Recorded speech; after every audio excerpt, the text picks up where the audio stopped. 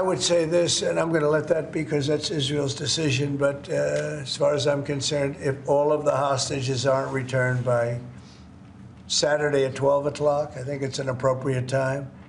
I would say cancel it and all bets are off and let hell break out. I'd say they ought to be returned by 12 o'clock on Saturday, and if they're not returned, all of them, not in drips and drabs, not 2 and 1 and 3 and 4 and 2. Saturday at 12 o'clock, and after that, I would say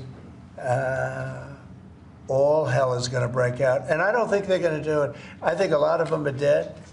I think a lot of the hostages are dead. I think it's a great human tragedy what's happened, how people can be that mean to do. I mean, the one guy was laughing when a hostage, he thought his family was alive, found out the family was dead, and his captor, so to speak, started laughing because he thought it was so funny. You know, this is a different group of people. No, I would say Saturday at 12, we want them all back. I'm speaking for myself. Israel can override it, but from myself, Saturday at 12 o'clock, and if they're not here, all hell is going to break out. Mr. President, in an interview this weekend, you said that Palestinians would not be guaranteed the right to return to Gaza if the U.S. were to develop it. What did you mean by that? And we've spoken to a lot of Palestinians. They would love to leave Gaza if they could find a place to be. And I've spoken to various leaders of various countries in the not so, distant area from where we're talking about, the Gaza Strip. And I think they were very positive about providing land. What we need is land. And if we could build a nice place for people to live safely, everybody in Gaza would do it. They've been persecuted. They've been spit on. They've been treated like trash.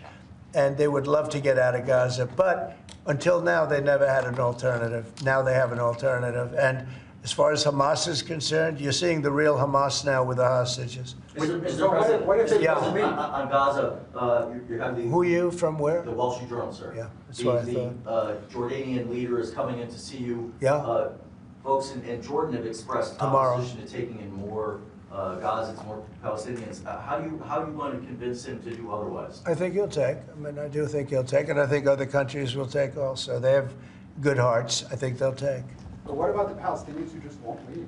Our team has spoken to many in Gaza. They're all going to leave when they have a place that's a better alternative. When they have a nice place that's safe, they're all going to leave.